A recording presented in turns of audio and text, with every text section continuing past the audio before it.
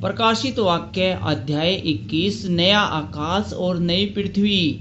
फिर मैंने नए आकाश और नई पृथ्वी को देखा, क्योंकि पहला आकाश और पहली पृथ्वी जाती रही थी और समुद्र भी न रहा। फिर मैंने पवित्र नगर नए यरूशलेम को स्वर्ग से परमेश्वर के पास से उतरते देखा। वह उस दुल्हन के समान थी जो अपने पति के लिए श्रृंगार किए हुए हो। फिर मैंने सिंहासन में से किसी को ऊंचे शब्द से यह कहते हुए सुना, देख, परमेश्वर का डेरा मनुष्य के बीच में है। वह उसके साथ डेरा करेगा और वे उसके लोग होंगे, और परमेश्वर आप उनके साथ रहेगा और उनका परमेश्वर होगा। वह उसकी आंखों से सब आंसू पोंछ डालेगा, और उसके बाद मृत्यु न रहेगी, और न शोक, न विलाप, न पीड़ा रहेगी। पहली बातें जाती रहेंगी। जो सिंहासन पर बैठा था उसने कहा, देख, मैं सब कुछ नया कर देता हूँ। फिर उसने कहा, लिख ले, क्योंकि ये वचन विश्वास के योग्य और सत्य है। फिर उसने मुझसे कहा, ये बातें पूरी हो गई है। मैं अल्फा और ओमेगा, आदि और अंत हूँ। मैं प्यासे को जल के सोतों में से सेंत में पिलाऊंगा। जो जय पाए वही इन वस्तुओं का वारिस होगा, और मैं उसका परमेश्वर होऊंगा और वह मेरा पुत्र होगा। परंतु डरपोकों और अविश्वासियों और घिनौनों और हत्यारों और व्यभिचारियों और टोनों और मूर्ति पूजकों और सब झूठों का भाग उस झील में मिलेगा, जो आग और गंधक से जलती रहती है। यह दूसरी मृत्यु है। नया यरूशलेम।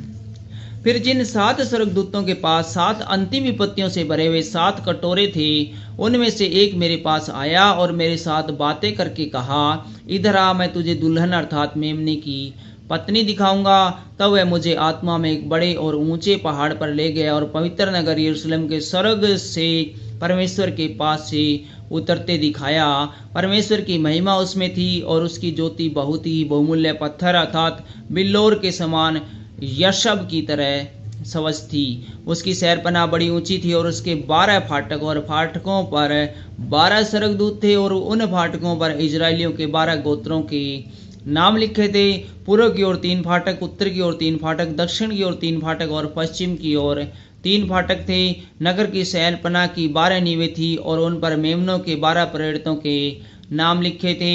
जो मेरे साथ बातें कर रहा था उसके पास नगर और उसके फाटकों और उसकी शहरपनाह को नापने के लिए एक सोने का गज था। वह नगर वर्गाकार बसा हुआ था और उसकी लंबाई चौड़ाई के बराबर थी, और उसने उस गज से नगर को नापा तो 750 कोस का निकला। उसकी लंबाई और चौड़ाई और ऊंचाई बराबर थी, और उसकी शहरपनाह को मनुष्य के अर्थात स्वर्गदूत से नाप से नापा तो 144 हाथ निकली। उसकी शहरपनाह यशब की बनी थी, और नगर ऐसे शुद्ध सोने का था जो स्वच्छ कांच के समान हो। उस नगर की नींवें हर प्रकार के बहुमूल्य पत्थरों से संवारी हुई थी। पहली नींव यशब की, दूसरी नीलमणि की, तीसरी लालड़ी की, और चौथी मरकत की, 5वीं गोमेदक की, 6ठी माणिक्य की, 7वीं पीतमणि की, 8वीं पेरोज की, और 9वीं पुखराज की, 10वीं लहसनीय की, 11वीं धूम्रकांत की, और 12वीं याकूत की थी।